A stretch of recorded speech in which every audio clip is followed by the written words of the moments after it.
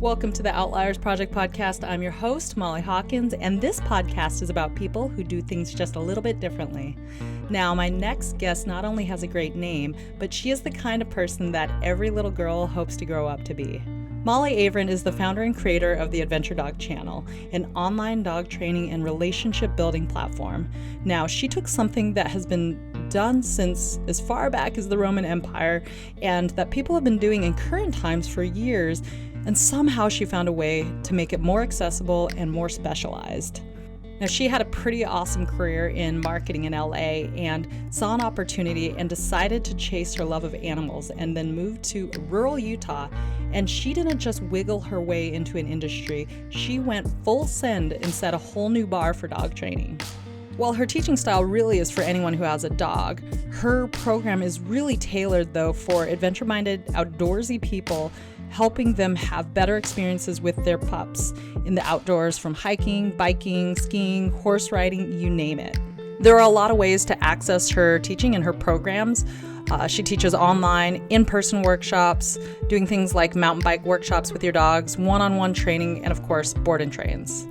Her programs are super badass, but the little girl in me just lights up when hearing how she lives on a 40-acre ranch with horses, chickens, 6 of her own rescue dogs, mostly huskies now, a loving and supportive husband, a fresh bun out of the oven. She just had a baby, and oh yeah, she has a fleet of Ford trucks. If anyone knows me, you know I love Ford. She is truly living the dream. Now, I found her online when looking for help with some separation anxiety issues with my rescue, Loki, and I drove from Seattle, Washington to outside of Salt Lake City to drop him off for a board and train.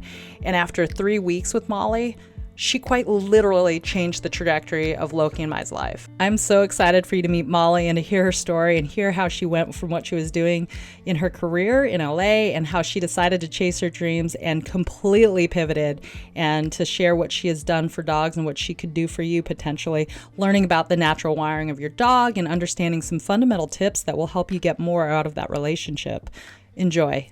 Hey Molly, thanks for having me out here. It's really awesome to be out here in Utah with you, and I've never had a guest with my same name, so this is awesome. It's a first. Thank you for having me, and I'm so glad you're at our place and trusted me with your dog. And yeah, Molly's a great name, and I'm pretty sure like the #1 dog name in America in like the 90s, not anymore. Oh hell yeah. Yeah, it was, absolutely. Everyone told me when I would meet them and tell them my name, and it was between Molly and Maggie, I believe, back in like the 90s. I want to say. Yeah, so it's cool to know that there's other humans with the name Molly. Not just dogs.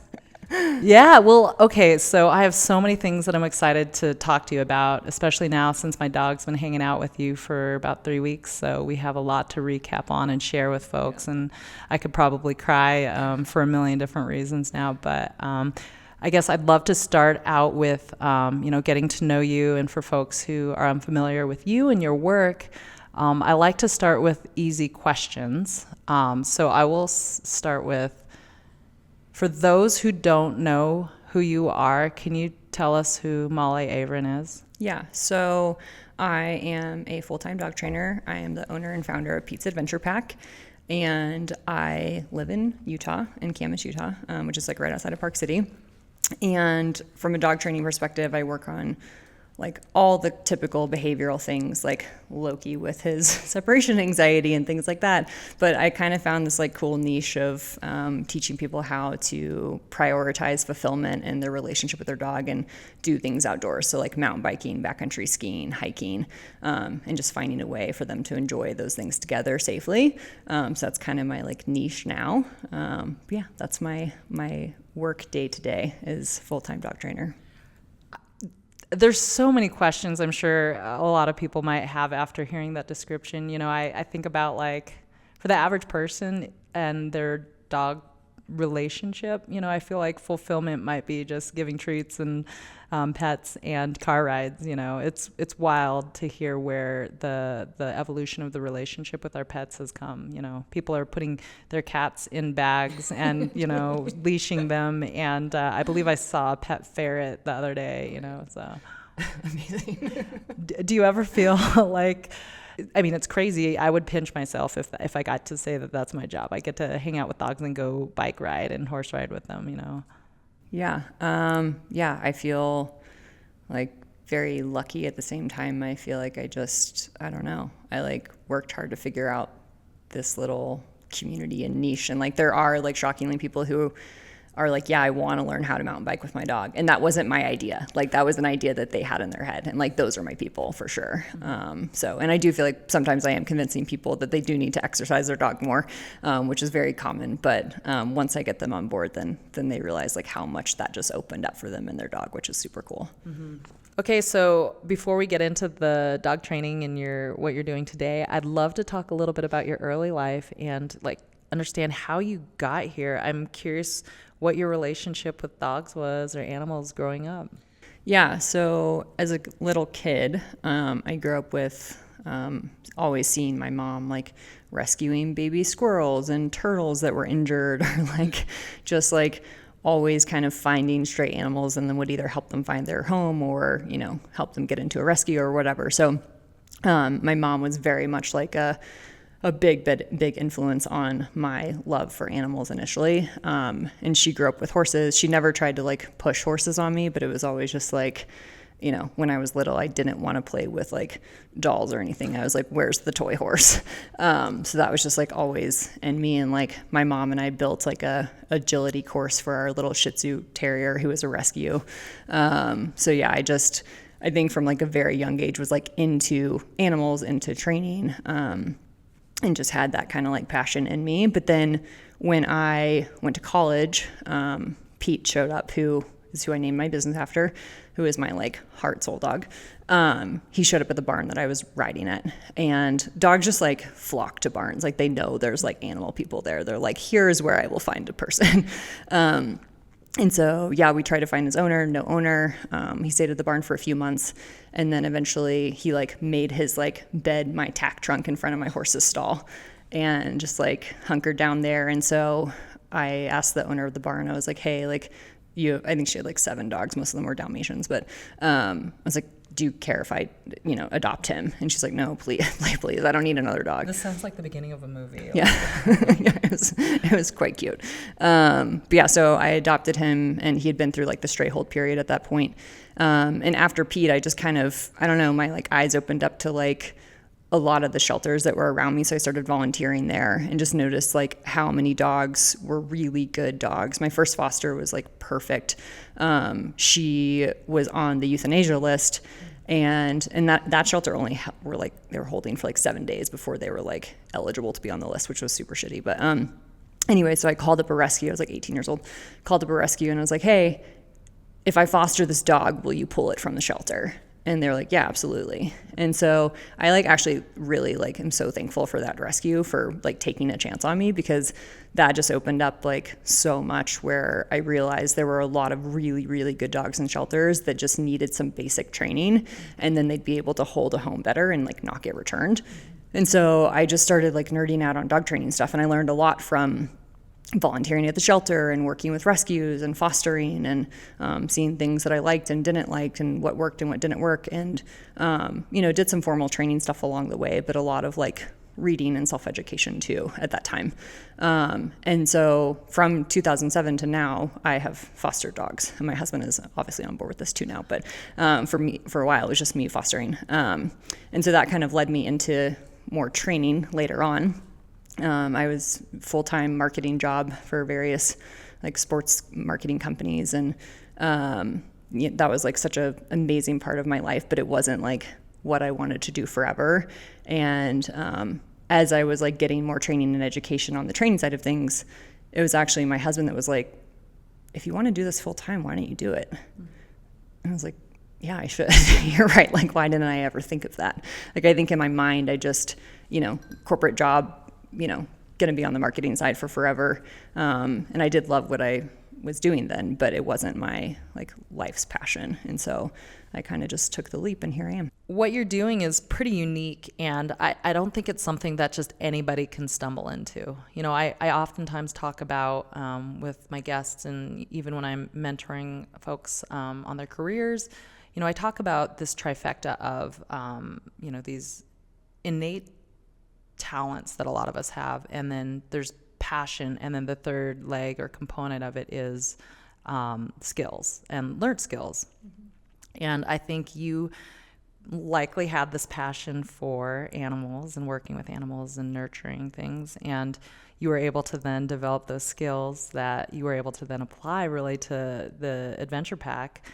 And, of course, it sounds like you have a lot of talents. I mean, how many kids are making agility courses for Shih Tzus, at a young age, right? So, talk a little bit about how you transitioned to developing the adventure pack and doing that. Yeah. So I think, when I was fostering and I started doing more training for foster families, I started to just see how impactful that was. Like when we were combining basic training, like how to loose leash walk, how to work on crate training, how to place, like those little things. But when we were also combining this big component of fulfillment, meaning like breed specific exercise for your dog. So like a husky as an example, like they need to be running. Like those dogs are bred to run and use their bodies.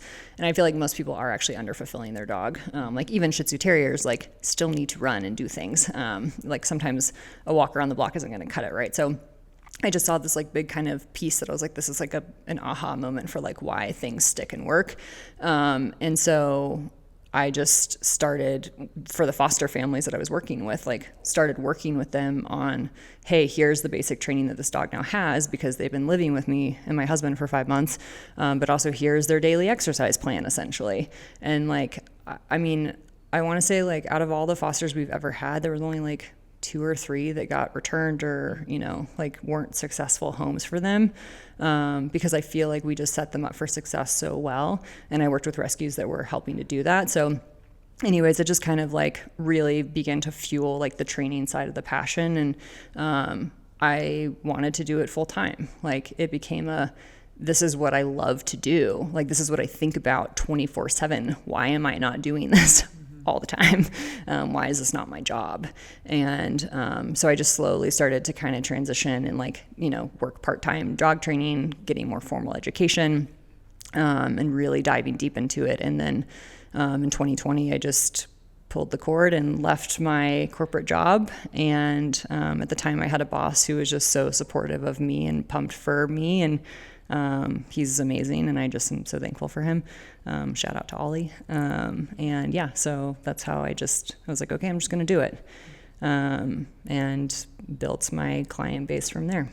So you talked about there's a lot of curriculum for learning fundamental dog training and different modalities and all that. But was there anything for the adventure dog, like to teach you or people how to adventure safely and work with their dogs in that capacity, or did you kind of build that curriculum? Yeah, so I basically took like fundamental dog training stuff, like how I will teach a dog to loose, as an example, like loose leash walk with me, right? Like how I teach a dog to stay in the safe spot next to my hip.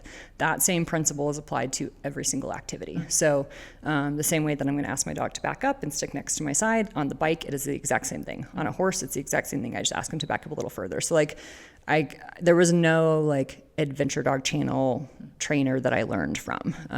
That was honestly me just like living my life and me and my husband going out and doing the things that we love to do, which now I feel like mountain biking is my like the biggest out of those categories, and horseback riding. But yeah, so we just kind of started applying like basic training stuff to those activities. And when I had clients that were into those things, I was like, oh, this is like so fun for me. Like this is where it's at. And I still had clients that I was really convincing to just do more than walking around the block. But now I feel like I just went deep into, this is what I'm going to teach. This is what I'm going to coach. And like the people that are wanting to do this, like y'all are my people. And now I have a much bigger community because I just sent it in that direction. Now, I'm sure a lot of folks that listen to my podcast are outdoorsy and have either dabbled in taking their dog out on adventures or are afraid to, or have had some follies. I'm curious, are there any common misconceptions about, activating your dog in the outdoors, or things like absolute no-nos, or things that you're like, every single dog that comes to you is like, has been doing this? Yeah. So one of the like biggest misconceptions that I see, a lot of people I kind of feel like they fit into 2 categories. Like one, they already they're trying to do these things with their dogs, right? So like I'll use my friend Parker as an example with their dog Rue. She's this little cat. Yeah, sorry Parker. So she's this little cattle dog named Rue, and she would go out biking with her. Great, like check that box. You're like really trying hard to fulfill your dog. You're doing the same. You both love to do this together. But Rue would be like losing her mind when she would go out on the bike trail, like zipping up and down the trail 900 times, right? And in Parker's mind, it's like, oh, well, she's getting exercise and she's running double the miles. Isn't that better? You're like, actually not. Because Rue was just like in this state of like jacked up adrenaline. And so she would be like barking, screaming her head off at the trailhead, like just going nuts. And so she was never really like regulating and focusing during the activity. So when she would get home, she'd be like, okay, let's go again, right? And so never learning how to just calm down and decompress. And so the way I teach biking is like actually for them to have some like mental component to it too, where they're having to focus and stay next to the bike. Not only like big thing is for safety, right? Like I never want the dog to get hit by the front tire. And that's a big concern of people that are like, well, I want to bike with my dog, but I don't want him to get run over, or to, run off or whatever. So that's why I teach it that way. First and foremost is from safety, but also the kind of added benefit is that your dog's really mentally working on what they're doing, and they come home nice and tired and they're ready to decompress, and they're just more balanced through that activity versus this like roller coaster ride of like screaming in the parking lot, running, okay, come back. Like it's just kind of chaos. And so I think that's one of the biggest misconceptions is just like that you can do these activities in a more structured way where it's safe and your dog's getting mentally and physically fulfilled at the same time. Like that's the sweet spot. So you have been doing this, started with fostering, you then start learning how to be a dog trainer, and then you start incorporating this adventure dog, modality, I'll say. But then you start Pete's Adventure Pack online channel. I'm curious, how do you teach these things online? Does it work? Can you, for folks who don't know about the Adventure Channel, can you describe it and kind of talk a little bit about how it works? Yeah, so I started out just doing local stuff, and I had people reaching out. They were like, hey, can I learn how to do this? But I live in, Georgia or wherever. Like I live completely across the country from you, but I want to learn how to do it. And so the main goal was really just to help more people and more dogs be able to do these cool things. And so essentially it's an online platform where I have like 250 plus videos of me just teaching step by step. And my brain is like, I cannot watch a video for more than like 2 to 5 minutes, and then you've lost me. Like if you try to make me sit down and watch an hour-long training video, I will not complete it. So it is very much built for like my brain, and like short little snippets. And most everyone else's brains as well these days. Yeah. So yeah, you can just kind of piece by piece, like if your dog doesn't even know how to walk on a leash, that's kind of step number one. It works on crate training and all the other basics, but then it also has all these buckets of like mountain biking, backcountry skiing, cross country skiing, horseback riding. So kind of like and even pulling sports, like we do like ski joring and stuff with our huskies. So that's all on there too. So it's kind of like a, platter of like, here's the options of activities that you can learn with your dog. And it's all based on these same kind of general principles. So, I mean, I've had, clients who started from scratch on the channel and it worked. And when I launched it initially, I was like, is this going to work? Like, are people going to be able to learn completely virtually? But they did. And so it's just been super rewarding to see that, start to finish with a lot of clients. And we do bi-weekly group virtual calls. And so they can join live and ask me questions or just like listen into other people, and I'll host webinars on certain topics. And it's just like a cool little community. And I'm just so pumped that it's been helpful for people.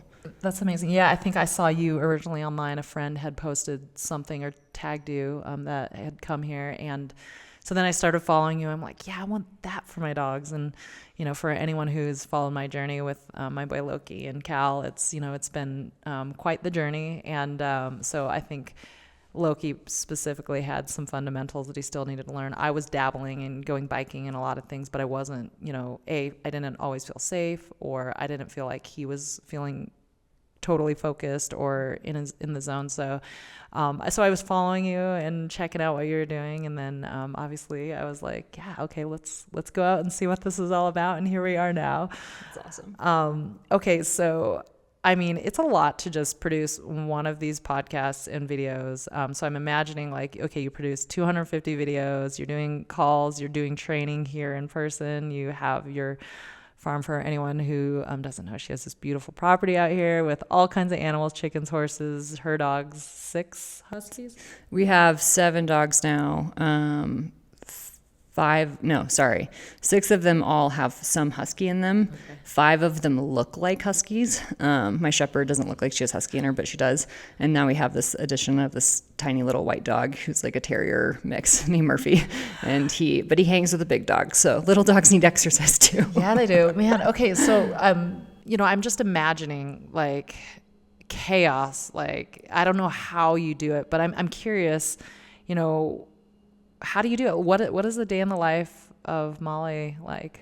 Yeah. Honestly, oh my God, and you have a new child. Yeah, we have a baby. His name's Cole. He's amazing. He's the greatest joy of my life. Because you're living a lot of, late 30s, middle-aged, probably a lot of women, some men, not to be sexist, but you're living the dream on so many levels. And, but I realize, and I'm seeing what you do, the dream isn't always as perfect, so I'm just curious, what is a day like, average day like? Yeah. So, average day, like I first of all, like, I think this works because my husband and I have a very strong partnership, and pre-baby, pre-having 3 horses and 13 chickens and stuff, like things were a little more simple. But we still had a lot of dogs, and I don't know, I just feel like routine, and also figuring out like, okay, are we like dividing and conquering on certain stuff, or are we doing it together? Like, from all the barn chores, which we started calling them barn activities, because we were like, we don't want Cole to grow up thinking that these are like painful chores that we're doing every day. Like, this is fun shit that people dream of doing. Like, as a little kid, I was like pumped to muck a horse stall, so like, anyways, barn activities. Our day looks like waking up early, like Cole and us, we wake up at 5:45 in the morning, and my husband's always been an early riser. I'm a learned early morning person. It would not be my first choice, but everything in my life has like led me to be a morning person. So you got to do it. We wake up and, my husband will feed the horses, or some mornings I feed the horses. Like, we kind of figure out who's doing what stuff, and I feel like have a good partnership in that arena, and then let the dogs out to potty. We get us ready. Like this morning as an example, got ourselves ready, got Cole ready, went and biked with ourselves, Cole, and 2 of our dogs came. Sometimes all the dogs come and join on stuff, and sometimes we just bring a couple. And it depends on, what we're doing in that day and what we've going on. And all the dogs always get exercise, but sometimes I'll exercise the others later. So yeah, I think it's just like a balance of like figuring out kind of a plan for the day. Like, with so many things to like check off the list, you just kind of have to plan a little bit, and sometimes you don't. But I just feel like that partnership and balancing all the things, and you just have to prioritize. Like, there's some things now like I just have to say no to, because it's like, no, I have to do X, Y, Z, but that's also the life that we really wanted to have. So yeah, I'm trying to just manage my 2 dogs. I can imagine I'm taking rigorous notes. So, okay, you talk a lot about fulfillment. How much of that starts with, understanding what a dog was bred to do, so the breed? Can you talk a little bit about that? You mentioned it a little earlier. Yeah, so much. So, I specifically find this in dogs that are like bird dogs, as an example, right? Like dogs who are bred to hunt and retrieve birds, and that nose is strong. And so like, do not get a bird dog unless you want them to be using their nose all the time, and running and having a ton of endurance. So I think before getting a dog, like the best thing you can do is really, really research what the breed was bred to do. Like, not like, oh, are they good with kids? Are they good? Like, look at what that dog's genetics were made to do. Especially like guardian breeds, Pyrenees, like they're going to have a lot of kind of behavioral things going on of just purely genetics. But I think from like a fulfillment standpoint too, it's really important, because if you get a husky and you plan to just go for a leisurely walk occasionally, that husky is going to be losing his mind. And really needing more. And they will take themselves out on walks. Oh yeah. Like anyone who has a husky, you know what I'm talking about. I at one point posted this video that I was like, if you don't fulfill your husky, they are going to basically solve the problem themselves and take themselves on their own adventure without you. Basically. Yeah. So yeah, I feel like when you understand the breed, you understand like, genetics and what the dog really needs to be thriving, and what their what they're going to do, regardless of you wanting them to do it or not. You know, like if you have a bird dog, like get into scent work, or, you know, get into like some sports stuff. If you have a husky, like let them run, and not just like zoomies around the park. Like it's like structured mental work for them. And then they're like, yeah, this is my jam.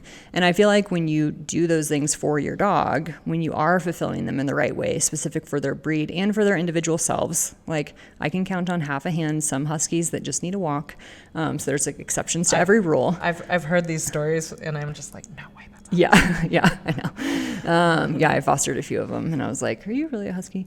But yeah, once you're doing those things for your dog's like, oh, you get me, like you see me. And I just feel like it increases the relationship and the bond almost immediately, because they're like, yeah, you're my jam. Like you're the coolest thing that's ever happened to me now, because you understand what I need. And so I just think it's such like a crucial point in dog training that without it, you're just like swimming upstream.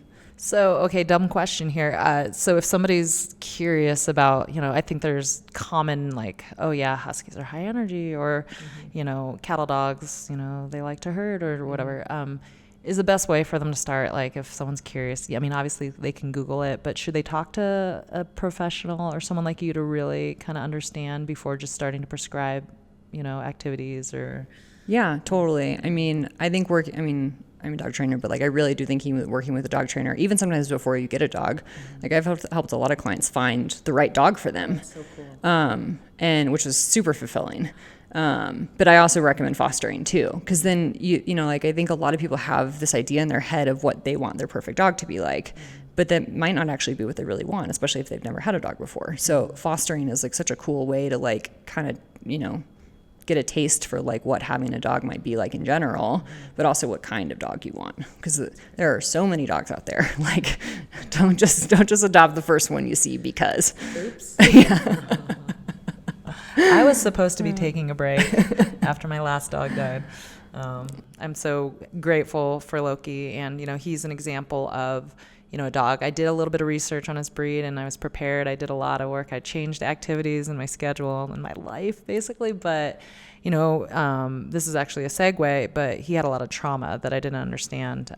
So, you know, a lot of dogs, you know, a lot of rescues, and just dogs in general will have some kind of trauma that they come with. And I'm curious, how do you approach that? You know, is that something you need to work on before really diving into the adventure work? Yeah, no, I honestly think that like a lot of dogs who are so shut down, and even feral dogs for that matter, like dogs want to move, like getting outside, movement feels good for them, exploring feels good for them. So like, you know, especially like a lot of the fosters that I've had who are straight out of the shelter, or even clients' dogs who were not from the shelter, who just, you know, naturally genetically very insecure and just very shut down. Like I won't, you know, dive into like trying to teach them to run next to a mountain bike necessarily day one, right? But I am going to get them out on a 15-foot long line, let them explore, get some movement going, like just decompress a little bit. So I still feel like the outdoor related things are so good as a place to start. But yeah, I mean, you know, a lot of dogs, and also people who are working through their own trauma of like, if they have a reactive dog and they've had bad experiences, like that is a process. And it is certainly not an overnight fix by any means. Interesting you bring up human trauma, because I guess I see a bridge between trauma with dogs and kind of how you work through that, and a lot of connection to human trauma. Do people sometimes overcompensate emotionally and make things worse, because a lot of people are carrying their own trauma that they project on their animals, or they react in a certain way when their dog isn't behaving the way they want them to? Yeah, totally. I mean, I so often see projection for sure. And also just, you know, moments where like if they have had a really bad experience with reactivity with their dog, like your brain is literally telling you like, hey, remember the thing that was scary? Like, don't let that happen again, right? And so sometimes it's hard to take that like leap of faith if your dog has progressed. Like say your dog went, you know, to a board and train, and I'm like, hey, we've made all this progress. We're passing by other dogs on the trail, no problem, no reactivity. And the human side of it's still like, well, I think they're going to do it. You know, I think around this corner, that's where this one dog is that they really, really hate. And so we get into our own heads and like sometimes hold our dogs back. So, I mean, I've had a lot of clients where I'm like, hey, are you, you know, I am not a therapist. I go to therapy. That does not make me qualified to be a therapist. And sometimes, to overcome some really hard stuff, like therapy is a great option if you're working through stuff with your animals. Like I talk to my therapist all the time about my own, like Cody, my horse is at a board and train right now with another trainer. I have done a lot of therapy sessions about mine and Cody's relationship, and like it's super helpful. In just like reprocessing like, bad moments that I had with him and things like that. So yeah, it's totally a component that should be looked at for sure. Interesting. I feel like I've learned a lot about myself through my relationship with Loki over the last 3 or 4 years, and what I can endure, patience. I've tried a lot of different things, and it really helped me to kind of understand some aspects of my own trauma and personality. It's really interesting. It's fascinating. Yeah, it's like you're predicting my questions. I know you're not a human therapist, but how much of your job is actually working through issues with the person versus the dog, I think sometimes it's like 80% the person, and sometimes it's 50%. Sometimes it's a lot of, dog stuff too. But I think to be a good dog trainer, you have to understand that you are going to be coaching people. It is certain, like there's this, thing, there are a million memes out that are like, I hate people, so I work with dogs. And I'm like, well, how are you possibly doing dog training if you're not working with people? So it's a huge component. Sometimes I have to have hard conversations, and I think that's part of like education that I've done, is trying to, learn how to coach better, because I can't really help the dog unless I'm getting the person on board too. So I always have room to grow in that category, but it is important. Yeah, it's interesting. I've had a lot of experience. I think I've gone to like 4 or 5 different trainers with Loki over the course of my time having him, and through the different steps that we've kind of, in milestones we've been, coming to throughout his journey. And it's interesting because I think every trainer has had a different style for sure. And I think much like with therapy, you might have a different therapist that's good at helping you through one thing, and you might kind of exercise that thing, and then it's time to work on the next thing. We are, as humans, never complete, right? And it's funny, I can imagine myself going with Loki, or any dog for that matter, to training forever, because I think there's always opportunities. And I think I learned so much from that experience, personally. I know, again, a lot of people might just go to training for, just, hey, I just want to work on this thing and move on. But it's been really fun to learn. And there was even a point where I'm like, I thought I would want to go into or pursue becoming a dog trainer. And then I decided not to.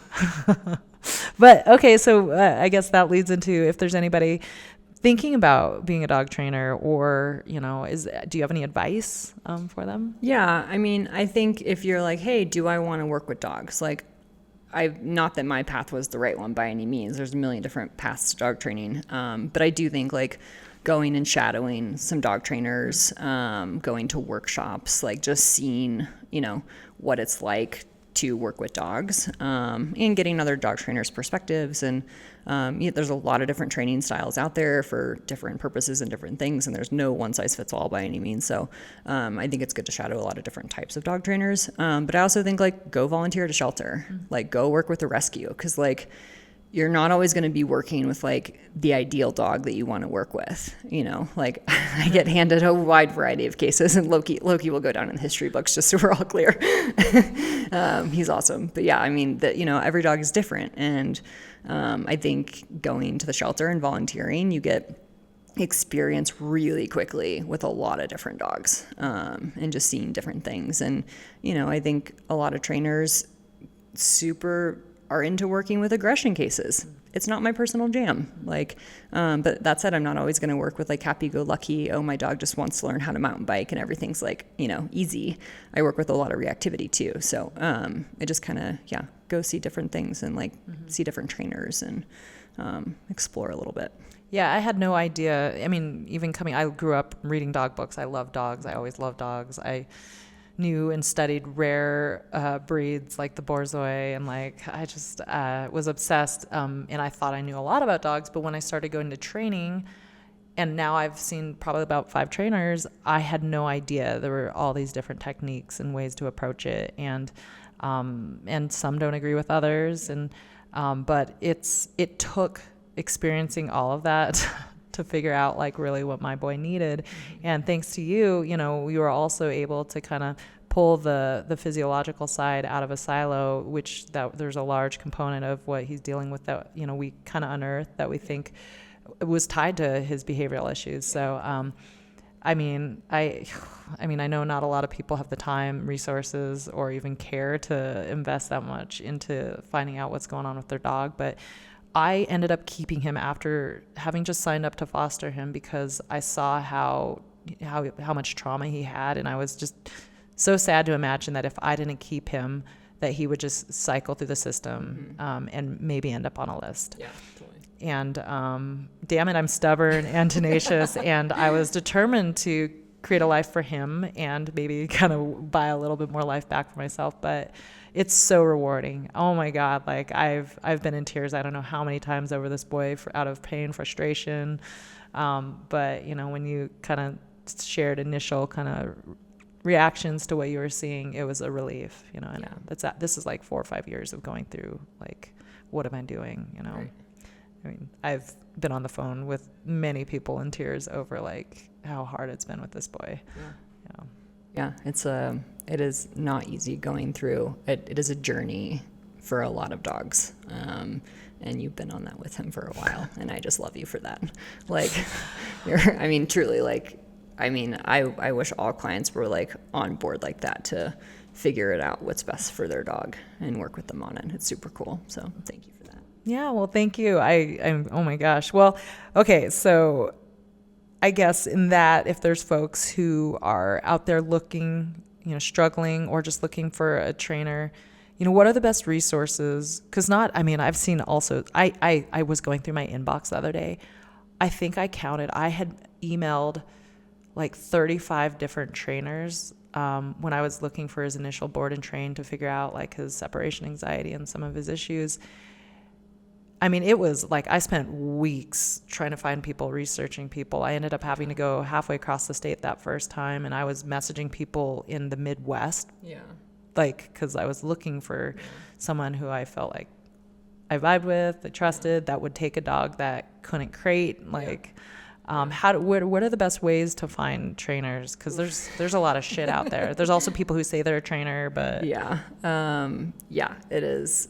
I wish I had a better answer for you, honestly. I feel like it was the same as finding a good therapist. Like, literally. I went through a couple bad ones, or not bad. I should just say like ones that were not my fit, right? Because not only like do you want a trainer who's fair and ethical and doing the right thing for your dog and it has good experience, and is the right fit for you, but it's also like you're going to be talking, like you and I have talked every day for the last like 4 weeks. So like, hope you like me, because like you need to find a trainer that you jive with. And so it is a tough question because I wish there was like, a resource of just like, here's the list of dog trainers in the world, and there just is not. Oh my God. I think I might have a new project. Oh my gosh. Is there like are there like certificates or organizations that you can look certified? Like if you go to their website, are there things that people could look for? Yes. So it gets tricky because there are a couple different types of certifications, and those websites do, I believe, list dog trainers' names. But again, like you are going like all ends of the spectrum of different types of dog training. Okay. So like it's still not perfect, and it's still like a pretty unregulated, as you mentioned earlier, industry. So my recommendation is like, one, if you do have somebody that who their dog went through training, they really liked their trainer, they had good results, like, all those things, like I do think word of mouth is like is nice if you have that. If you don't have that, social media is kind of tricky, right? Because like you said, some people aren't really dog trainers, but they're presenting that way, or they're still just really young and still learning, but they have huge followings. But I do think like, from their website, from their social media, like if you do find a trainer that you think that you're interested in, like do a consultation call with them, like get to know them. Also, like, what does their page look like? Is it the style? Are they showing their work? Is it the style of training that, you're like, yeah, I can get behind this style of training.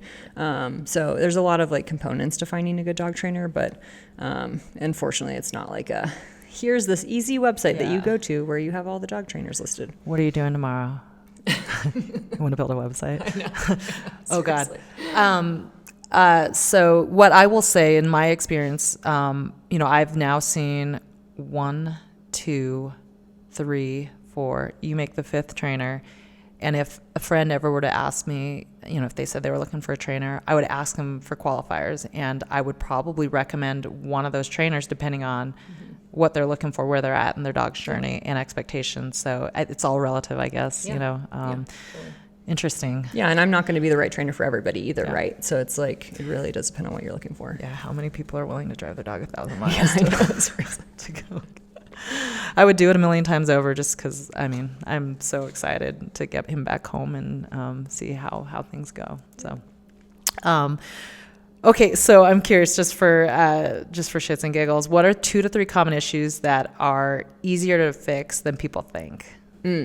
Yes, number 1 is probably my dog is eating my shoes, my dog is getting into things, my dog is destructive in the home, especially puppies. Like puppies are just going to get into stuff. Crate training.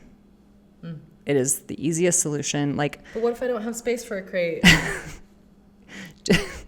You have space for a crate. You're do you want to keep throwing away all your socks and underwear? Yeah. You can make space for a crate, or doing place work but even just not having your dog having too much free-for-alling time, especially puppies. Puppies are going to get into things, right?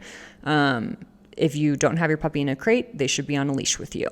It's a very simple solve. Do not leave your dog unsupervised when they do not have the ability to be unsupervised without poor choices. Able to be open in the house by themselves one day, Then you can graduate to that eventually. But they have to learn how to self-regulate. And that starts by, hey, we're going to go take a nap in the crate. As an example, humans are not dogs, but for what it's worth, I'm not going to go leave my 8-month-old to go make choices by himself in our home by himself. That would go poorly, right? So why we think that puppies have the ability to make solid choices at 12 weeks old is That's a good point. Okay, so now what's one thing people unintentionally reinforce every day? Probably reinforce jumping or demanding behavior. So when say our dog or puppy jumps on us and we instantly go hands onto the dog, even if we're trying to get them down, we're still kind of giving that puppy attention, right? We're hey, don't do that, okay, get off me. And the puppy's oh, cool, we're playing a game. Versus if you just kind of nope, step into their space, minimal attention is given, but you're just asking them to get down, it very kind of quickly curbs the problem. Or if your dog's coming up and pawing at you, being hey, pet me. And you're oh, okay, I'll do it. But then you get irritated later when they're being demanding and barking at you on a work call. Well, so this is the one thing I see so often is on Zoom calls now, their dog will flop into the camera and they're pawing at the keyboard or being cute. And then you hear them talk about their experience and how, they do this when they need something. And you're oh. Yeah. So it's if you're going to allow it, you can't get mad about it. Yeah. But yeah, I feel that's demanding behavior is unintentionally reinforced a lot. Okay. So the name of the program is the Outliers Project. And I truly think what you're doing is truly on the far end of the spectrum of being an outlier, because you carved your own path. You created this discipline, and from what I can see, you're thriving. And so far, I've seen the work that you did with my boy is completely different than anything that I've seen so far, and all the time I've been working with him. To you, I'm curious, what does being an outlier mean to you? Well, thank you for considering me in that category, first of all. It's just, it's nice to hear. So thank you. I guess being an outlier to me, I do think that part of what I'm doing with the adventure dog stuff and even just our life in general, I don't know. It was just in my head, kind of the dream, passion, what I love to do, and just saying, okay, I'm going to go do it and go give it a try. I think when you and I chatted the first time we met, you asked me something what's one thing that people should know about you? And I think I said that I probably go full send on everything that I'm doing. And I think that that's probably why I've, been able to to do what I'm doing is because I just gave it a shot. And it's funny because I wouldn't say that I'm not scared of failure, because I for sure am, and it like has probably been one of the things that I've tried to work on the most, is that. But I think I feel confident that I am brave enough to give it a try, and I think that's why I've been able to do what I'm doing. Would folks who know you say that that's how you approach everything in your life? Probably. False. Yeah, I mean, I think I think even just the example of like me building an agility course with my mom for a Shih Tzu Terrier was like, I'm thinking about, you know, being interested in agility, so we should probably build her a full course. And your mom is just like... No, my mom's like probably why I'm like that, honestly, and my dad too. But awesome. But yeah, just like let's go for it. That's actually a great dovetail. I wonder often if being an outlier is a learned skill or if it's an innate thing. It sounds like your mom might be a full send mom too. But you know, what do you think? I think it's probably both. Like I think I had like watching videos of myself as a child, and I'm like, you know, like dancing around the living room, like fully like putting on performances and just, you know, and yeah, doing agility performances with the dog. Like I think part of it was probably always there. Yeah. But I think the other part, like we moved around a lot when I was little.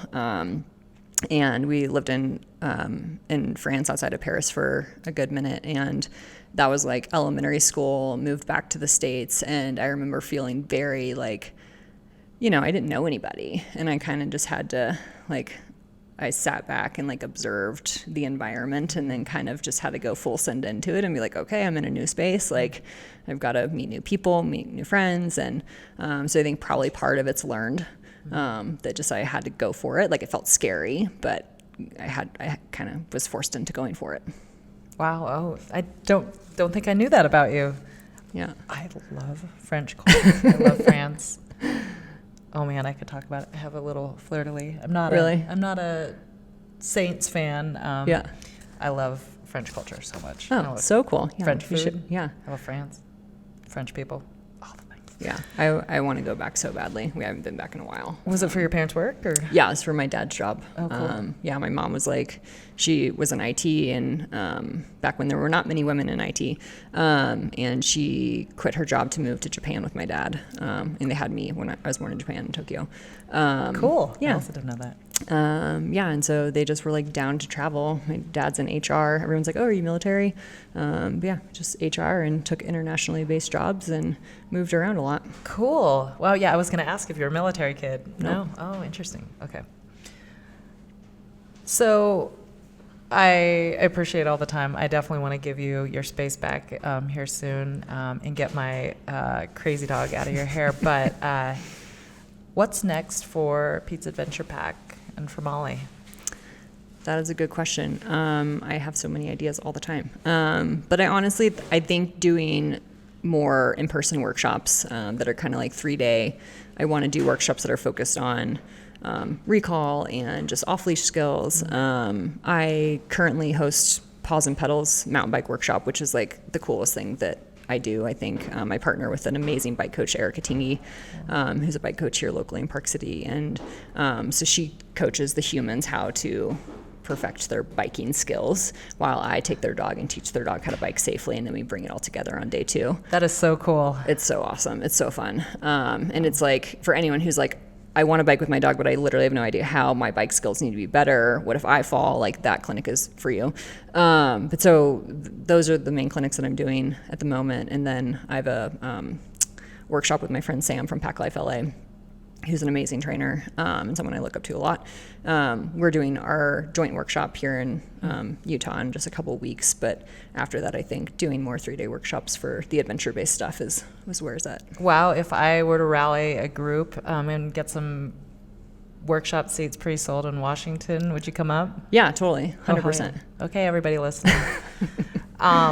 This has been truly amazing. I've learned so much from you over the last couple weeks and following your channel. And I really believe that we have so much to learn from you and we as humans have so much that we can learn from our dogs, and I'm so grateful for the work that you're doing for all of us.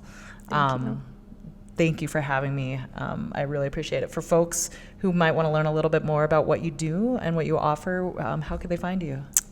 They can find me on my website at pizzaadventurepack.com or Instagram. I post a lot of videos of what I'm doing there, and that's my handle is just at pizzaadventurepack. Thank you so much for having me. Thank you. I so appreciate you having me here. For everyone listening, as always, I appreciate you also being here. We'll see you on the next episode of the Outliers Project, and check out Molly and Pete's Adventure Pack.